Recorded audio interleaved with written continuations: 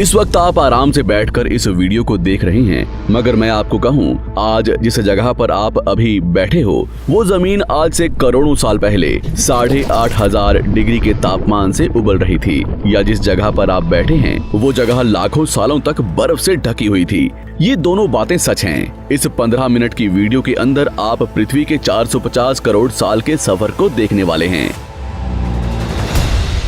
जिस जगह आज हमारा सौरमंडल है, वहाँ विभिन्न प्रकार की गैस और धूल के बादल हुआ करते थे। वैज्ञानिकों के मुताबिक इन धूल के बादलों से दूर एक तारा हुआ करता था।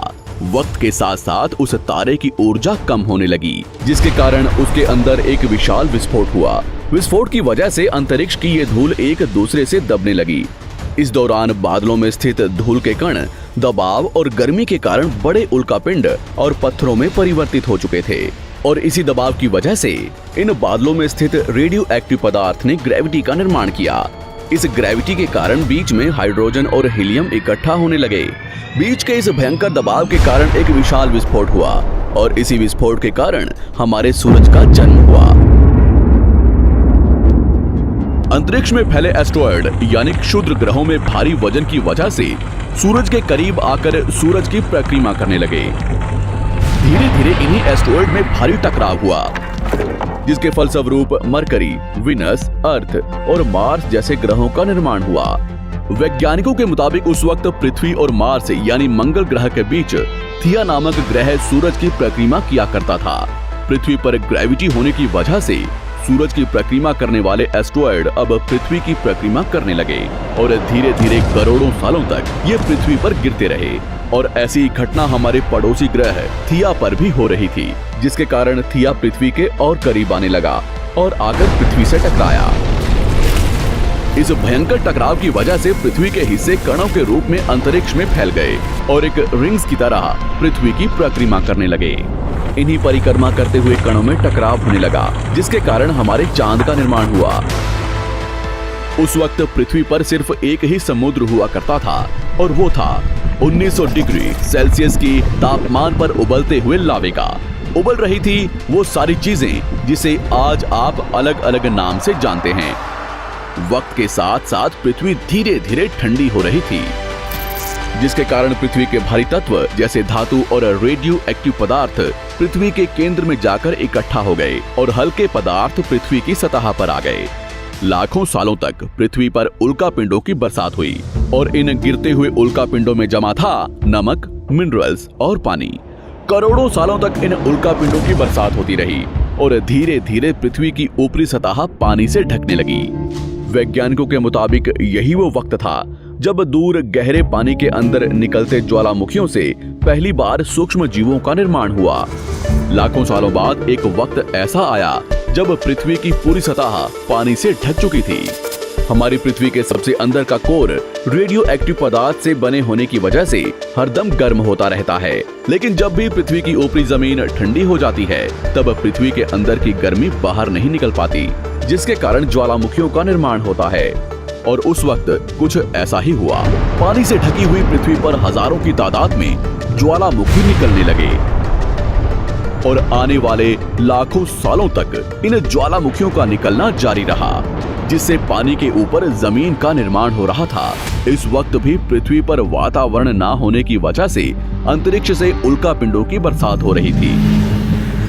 आज से लगभग 300 करोड़ साल पहले पृथ्वी पर ऐसा वक्त आया जब पृथ्वी का वातावरण लगभग स्थिर होने लगा था। ज्वालामुखी निकलने धीरे हो गए थे, और पृथ्वी का एक दिन 12 घंटे का हुआ करता था। साल बीतते गए, और धीरे धीरे ये सूक्ष्म जीव विकसित होते गए और समूह में रहने लगे। आज से लगभग 250 करोड़ साल पहले पहली बार पृथ्वी पर ऐसे जीवों का निर्माण हुआ जो जीने के लिए ये पानी के अंदर के मिनरल्स यानी खनिज पदार्थ और धूप का इस्तेमाल करते थे, और मल त्याग के रूप में ऑक्सीजन बाहर निकालते थे। इस वक्त तक पृथ्वी पर ज्यादातर ज्वालामुखी निकलने बंद हो चुके थे, और इन माइक्रोबैक्टीरियाज की वजह से वातावरण में ऑक्सीजन की मात्रा बढ़ रही थी। वातावरण में ऑक्सीजन बढ़ने की वजह से पृथ्वी का वायुमंडल बनना शुरू हुआ, और आने वाले हजारों सालों तक वातावरण में ऑक्सीजन की मात्रा बढ़ती रही। जिसकी वजह से पृथ्वी के ज्यादातर हिस्सों में ये सूक्ष्म जीव फैल गए। हजारों सालों बाद एक वक्त ऐसा आया जब पृथ्वी में ज्यादा ऑक्सीजन बढ़ने के कारण ये सूक्ष्म जीव मरने शुरू हो गए। उस वक्त तक पृथ्वी का वातावरण ठंडा होने के साथ साथ ऑक्सीजन से भी भर चुका था, जिसके कारण जमीन और वातावरण में स्थित आयरन यानी लोहे के मिनरल्स पानी में स्थित ऑक्सीजन से रिएक्ट होने लगे। और एक वक्त ऐसा आया जब पृथ्वी की जमीन आज के मार्स के जैसे लाल हो चुकी थी। वक्त बीतने के साथ साथ धरती की टेक्टोनिक प्लेट्स में दरार होने लगी, जिसके कारण पृथ्वी के अंदर का लावा जमीन की तरह कई लाखों सालों तक खुला उबलता रहा। और यही वो कारण था जिसके कारण पृथ्वी के वातावरण में कार्बन डाइऑक्साइड की मात्रा बहुत बढ़ गई और पृथ्वी पर एसिड की वर्षा शुरू हो गई। एसिड रेन की वजह से पृथ्वी का तापमान घटने लगा और तापमान इतना घटा कि पृथ्वी के ऊपर स्थित पानी बर्फ में परिवर्तित होने लगा। पृथ्वी पर पहली बार भयंकर आइस एज आया। इस वक्त पूरी पृथ्वी सफेद बर्फ से ढक चुकी थी। आमतौर पर जब धरती पर सूरज की किरणें गिरती हैं, तब जमीन उन किरणों को सोख लेती है, मगर क्योंकि पूरी पृथ्वी बर्फ से ढक चुकी थी और क्योंकि बर्फ सफेद और चमकीली होती है, जिसके कारण सूरज की किरणें धरती पर गिरने के बाद वापस चली जाती थी। इसी कारण से पृथ्वी कई लाखों सालों तक बर्फ से ढकी रही, मगर फिर से पृथ्वी के अंदर स्थित गर्मी ज्वालामुखी के रूप में निकलना शुरू हो गई और इन ज्वालामुखियों से निकलने वाली गर्मी ने बर्फ को पिघलाना शुरू कर दिया। इसी बीच पृथ्वी की गहराई में बचे कुछ सूक्ष्म जीव धीरे धीरे बदल रहे थे और अब वो ऑक्सीजन को अपने शरीर को बड़ा और जटिल बनाने के लिए इस्तेमाल करने लगे थे। इस बीच पानी में अलग से भी छोटे समुद्री पौधे निकलने शुरू हो चुके थे। बाहर जैसे जैसे ज्वालामुखी निकल रहे थे, वैसे वैसे वातावरण कार्बन डाइऑक्साइड की वजह से गर्म हो रहा था। वक्त के साथ साथ बर्फ तो पिघलने लगी, मगर धरती पर फिर से एसिड की वर्षा शुरू हो गई, जिसके कारण फिर पृथ्वी ठंडी होने लगी और फिर पृथ्वी की ज्यादातर सतह बर्फ से ढक गई। ऐसा बार बार कई हजारों सालों तक होता रहा और इसी कारण से अब समुद्री जीव धीरे धीरे वातावरण के हिसाब से विकसित हो रहे थे। इस बीच कई सारे जीव और समुद्री जंगल्स विलुप्त हो गए, मगर जो बच गए वो धीरे धीरे पृथ्वी के बदलते तापमान के हिसाब से ढलते गए और अब हजारों सालों बाद समुद्री पेड़ बर्फ की वजह से पूरी तरह से मरते या सूखते नहीं थे। अब सूक्ष्म जीव समुद्री जीव बन चुके थे। जब फिर से ज्वालामुखियों ने पृथ्वी की बर्फ को पिघलाना शुरू किया, तब ये समुद्री पेड़ जल्दी विकसित होकर फैल गए। धीरे धीरे वातावरण में ऑक्सीजन की मात्रा बढ़ने लगी और पृथ्वी पर होने वाली एसिड की वर्षा कम होने लगी। वातावरण में ऑक्सीजन आने की वजह से पृथ्वी की ओजोन लेयर्स मोटी होने लगी और आज से लगभग 47 करोड़ साल पहले पृथ्वी की ऊपरी सतह पर पहली बार मोसोस नामक प्लांट उगना शुरू हुआ। वक्त के साथ साथ जमीन पर अलग अलग प्रकार के पौधे और पेड़ उगना शुरू हुए। एक वक्त ऐसा आया जब जमीन के पेड़ों की लंबाई लगभग 80 से 100 फीट जितनी या आज के 5 से 6 मंजिला बिल्डिंग जितनी ऊंची हो चुकी थी। ये वो वक्त था जब समुद्री जानवर समुद्र से बाहर निकल रहे थे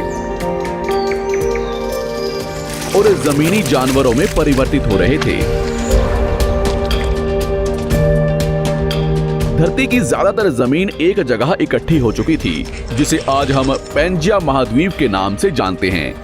पृथ्वी का वातावरण और तापमान लगभग स्थिर हो चुका था और अब करीब 21 से 23 घंटे का दिन हुआ करता था। अब समुद्री जीव पानी से बाहर रहने लगे थे और वातावरण के हिसाब से उनके शरीर का रंग रूप बदल रहा था। धीरे धीरे ये जमीनी जानवर डायनासोर्स में परिवर्तित हो गए। जिन डायनासोर्स ने पेड़ पौधे खाने शुरू कर दिए, उनका शरीर लंबा और विशाल रूप से विकसित होने लगा। कुछ डायनासोर्स शिकार किया करते थे, जिसके कारण वे छोटे और तेज होते चले गए।